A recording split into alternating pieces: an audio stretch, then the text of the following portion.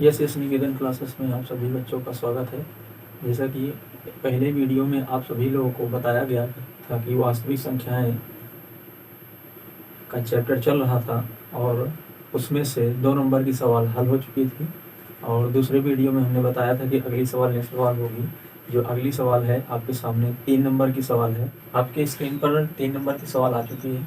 किसी परेड में 616 सदस्यों वाली एक सेना की टुकड़ी को 32 सदस्यों वाले एक आर्मी बैंड के पीछे मार्च करना है। लाइन से, यानी कि मार्च का मतलब लाइन से लगाना है और दोनों समूहों को समान संख्या वाले स्तंभों में मार्च करना है, बराबर बराबर भागों में बांटना है। तो वह कितनी लाइन बननी है ये बताना है। उन स्तंभों की अधिकतम संख्या क्या है जिसमें वे मार्च कर सकते हैं, जिसमें वह मार्च कर सकते हैं। अधिकतम संख्या क्या है जो बराबर भागों में आ सकते हैं। तो यहाँ पर जो प्रश्न कह रहा है उसके अनुसार चलते हैं। तो यहाँ पर सबसे पहले हम लिखते हैं प्रश्नानुसार। क्या लिखते हैं? प्रश्नानुसार। जो प्रश्न कह रहा है वही हम करते जाएंगे, जैसे जैसे कह रहा है वैसे वैसे हम करते जाएंगे। यहाँ पर आंसर आपके सामने आता जाएगा, ठीक है ना। तो यहाँ पर कहा क्या है, आर्मी की टुकड़ियों के 2 समूह हैं, ठीक है ना। तो इतनी हिंदी को लिखो। यहाँ पर लिखेंगे आर्मी की टुकड़ियों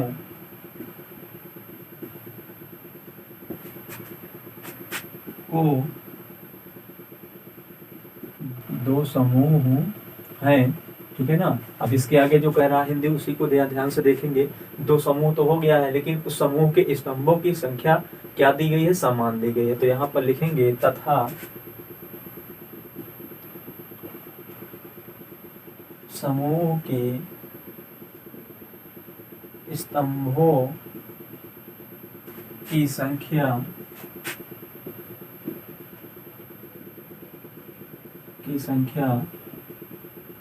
समान दी गई है।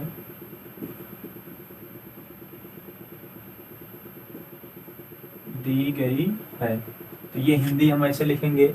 अब जब दी गई है समूहों की संख्या, तो पहले समूह की संख्या यानी पहली टुकड़ियों की जवानों की संख्या क्या है, 606 है। तो पहली टुकड़ियों की जवानों की संख्या लिखेंगे। यहाँ पर लिखेंगे पहली, लाइन चेंज करके लिखेंगे, पहले टुकड़ी में जवानों की संख्या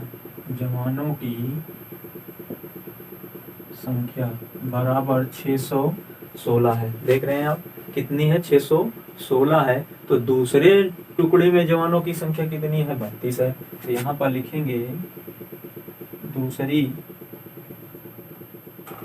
टुकड़ी में जवानों की संख्या बराबर कितनी है, 32 है। तो पहले जवानों की संख्या कितनी है, 616 है। दूसरे कितनी है, 32 है। लिखेंगे अतः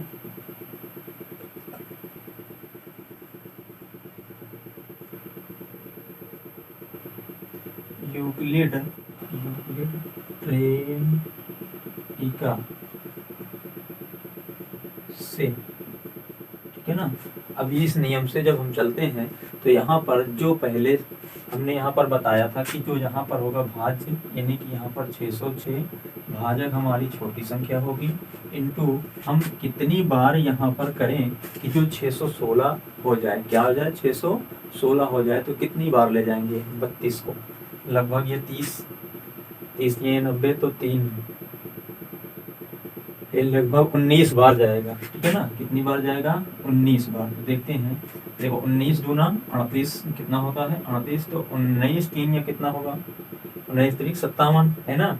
तो 57 में अगर हम 3 को जोड़ देते हैं तो कितना हो जाता है, 57 में यदि हम 3 को जोड़ देते हैं तो 60 हो जाता है। तो शेषफल कितना रह जाता है, यहाँ पर 8 बच जाता है ना। तो वह शेषफल हमारा यहाँ कितना बचेगा, 8 बचेगा, ठीक है ना।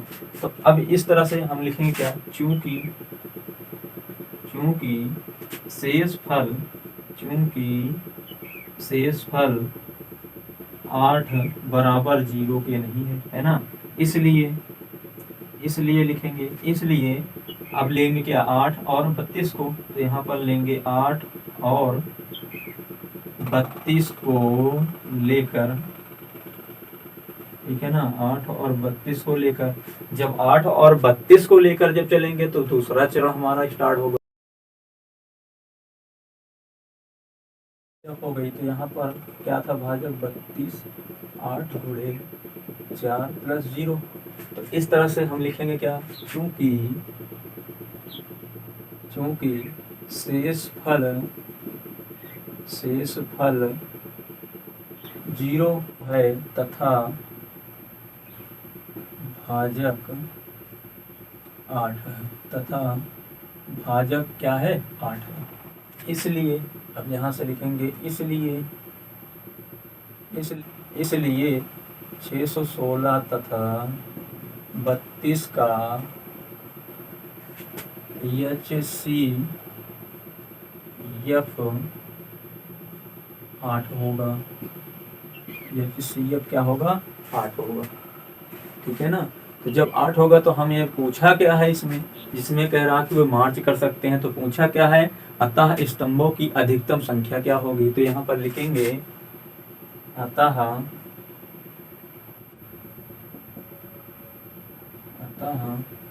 स्तंभों की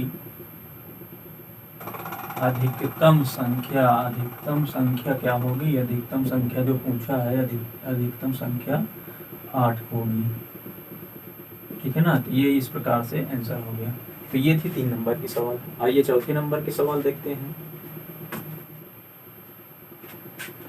4 नंबर के सवाल में क्या कह रहा है, 4 नंबर के सवाल में कह रहा है यूक्लिड विभाजन प्रमेयिका का प्रयोग करके दर्शाइए कि किसी धनात्मक पूर्णांक का वर्ग किसी पूर्णांक यम के लिए यम 3m पर 3m + 1 के रूप में क्या कह रहा कि रूप का होता है, 3m या 3m + 1 के रूप का होता है। तो यहाँ पर हम कुछ ना कुछ मानेंगे। तो यहाँ पर हम मान लेते हैं, मान लीजिए कि यक्स कोई धनात्मक पूर्णांक है, तो हम इसको क्या करेंगे कि 3q, 3q + 1 के रूप में लिख सकते हैं, ठीक है ना। इसको हम इसके रूप में लिख सकते हैं। तो हम मानेंगे, यहाँ पर लिखेंगे माना यक्स, क्या मानेंगे, यक्स, माना यक्स कोई धनात्मक पूर्णांक है, माना यक्स कोई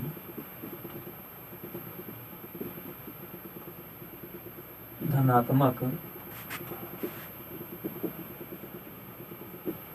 पूर्णांक है, ठीक है ना। धनात्मक क्या है, पूर्णांक है। तो हम इस पे क्या लिख सकते हैं, तो हम देखो सबसे पहले हमने बताया कि जो 3m है उसके जगह पर हम इसको क्या लिख सकते हैं, 3q लिख सकते हैं। और जो 3m + 1 है उस पर हम क्या लिख सकते हैं, 3q + 1 लिख सकते हैं। तो हम इसको क्या लिख सकते हैं, हम इसको 3q, 3q + 1 लिख सकते के रूप में लिख सकते हैं, के रूप में लिख सकते हैं। तो इस प्रकार से हम लिख सकते हैं, ठीक है ना। अब इसके बाद कह रहा है कि हमको सिद्ध करना है, कि क्या सिद्ध करना है, यम, ठीक है ना। यहाँ पर लिखेंगे हमको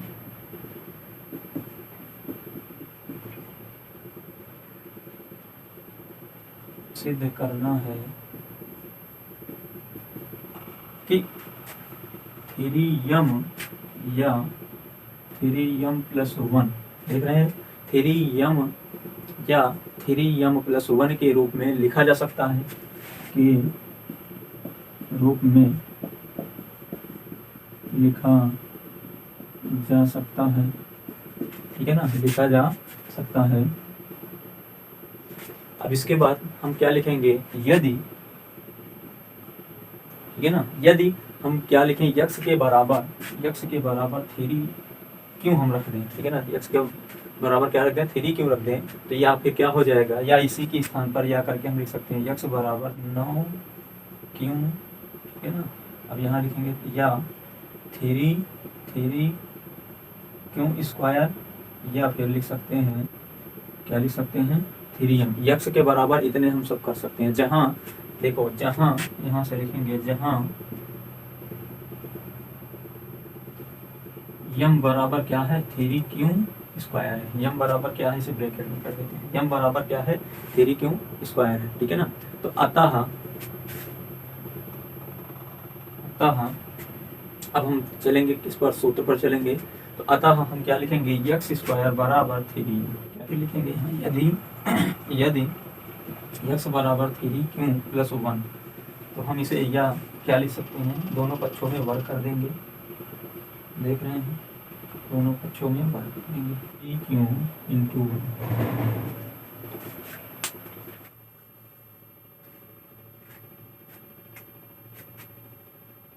यहाँ पर यक्स स्क्वायर बराबर 3 क्यू प्लस 1 का स्क्वायर, ठीक है ना। तो इसमें यहाँ पर हमारा क्या होगा कि वर्ग जो जो दोनों तरफ लिखा हुआ है, यहाँ पर हम सूत्र लगा देंगे। तो यहाँ पर जब सूत्र लगाएंगे तो 3 यहाँ पर 3 का 2 बार होगा तो 9 हो जाएगा, 9 क्यू स्क्वायर प्लस 1 और प्लस यहाँ पर 2 इंटू 3 क्यू और इंटू 1 होगा, लेकिन यहाँ लिखा क्या जाएगा, 9 क्यू स्क्वायर प्लस 1 हो जाएगा और यहाँ पर 6 प्लस 6 क्यू हो जाएगा, ठीक है ना। तो हम इसको इधर रखते हैं, इसको उधर रख देते हैं, तब क्या हो जाएगा, 9 Q square plus 6 Q plus 1 हो जाएगा, ठीक है ना। जब ये इस प्रकार से हो जाएगा तो यहाँ पर हम कॉमन एक जगह पर ले सकते हैं, यहाँ से और यहाँ तक बीच में, है ना। तो यहाँ पर कॉमन हम ले रहे हैं, ठीक है ना। तो क्या कॉमन है, 3 क्यू कॉमन है, तो बचेगा क्या, 3 क्यू और प्लस 3 दूना 6 क्यू तो बाहर हो गया, 2 बचा, प्लस यहाँ पर क्या बचा, 1 बचा। इतना कॉमन लेने के बाद, ठीक है ना। तो ये यहाँ पर देखो, अगर यहाँ कॉमन हम ले लिए तो इतना हो गया, अगर यहाँ हम अगर कॉमन नहीं लेते हैं क्यों, तब तो यहाँ पर क्यों हो जाएगा, क्यों यहाँ पर हो जाएगा, यहाँ स्क्वायर हो जाएगा, सिर्फ यहाँ कॉमन हो जाएगा, ठीक है ना। तो इतना ही रहेगा, देख सकते हैं आप, ठीक है ना। जब क्यों कॉमन लेंगे तो क्यों भी कॉमन हो जाएगा। तो हम दोनों तरीके से कर सकते हैं, चाहे इस तरीके से कर दें चाहे उस तरीके से, दोनों सही है, ठीक है ना। तो यहाँ पर इसलिए लिखेंगे, इसलिए अब जो यक्स के रूप में बनाने की बात कर रहा था, यक्स स्क्वायर और 3m प्लस 1, है ना। जब ये इसको बनाने की बात कर रहा था तो अब ये बन गया है। अब चाहे हम इसके स्थान पर इसको रख दें और इसके स्थान पर तो ये है ही है ना। तो यहाँ पर ये भी हो जाएगा, यहाँ ये भी हो जाएगा और यहाँ पर उसका रूप बन जाएगा। तो यहाँ जहाँ देखो, इसको हम मानते हैं क्या, समीकरण 2 मान लेते हैं, ठीक है ना। समीकरण 2 मानते हैं। जो समीकरण 1 था वह समीकरण 1 क्या लिखा हुआ था, समीकरण 1 जो लिखा हुआ था वह था यक्स स्क्वायर बराबर 3m। तो यक्स स्क्वायर के बराबर हम 3m रख देंगे तो समीकरण 1 तथा 2, है ना। यहाँ लिखेंगे समीकरण 1 व या तथा 2 से, ठीक है ना। तो जब समीकरण 2 वाला 2 में हम मान रखेंगे यक्स का, तो क्या हो जाएगा, 3m बराबर 3m और प्लस 1 हो जाएगा, ठीक है ना। तो इस तरह से हो जाएगा। जब इस तरह से हो जाएगा तो हम लिखेंगे क्या, अतः किसी धनात्मक पूर्णांक का वर्ग, लिख सकते हैं, अतः किसी धनात्मक वर्ग का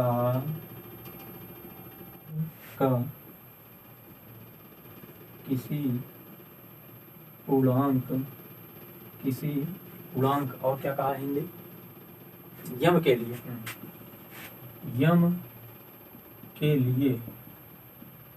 और क्या कहा हिंदी, यम के लिए 3m और कॉमा 3m प्लस के लिए हो सकता है कि हो जाए, ठीक है ना। यहाँ पर लिखेंगे 3m कॉमा 3m प्लस 1, ठीक है ना, 3m प्लस 1 के रूप में रूप का होता है, के रूप का होता है, ठीक है ना, होता है। तो इसी को हम क्या मानेंगे, सॉरी आंसर नहीं लेंगे, यहाँ पर प्रूव्ड लिखेंगे। ये प्रूव्ड हो गया, ये सिद्ध करके इतना हमको दिखाना था बस, इसके अलावा कुछ नहीं करना है। तो इसी प्रकार से 5 नंबर की सवाल है। 5 नंबर के सवाल में आइए देखते हैं। 5 नंबर के सवाल में क्या कह रहा है, 5 नंबर के सवाल में कह रहा है कि यूक्लिड विभाजन प्रमेयिका का प्रयोग करके दर्शाइए कि किसी धनात्मक पूर्णांक का घन 9m 9m+1 या 9m+8 के रूप का होता है। तो इसके पहले अभी हमने वर्ग को दर्शाया, अब इसमें कह रहा है कि हम घन को दर्शाएं, ठीक है ना। तो इस तरह से लिखेंगे, माना यक्ष एक धनात्मक पूर्णांक है, हम यहाँ से लेंगे माना यक्ष एक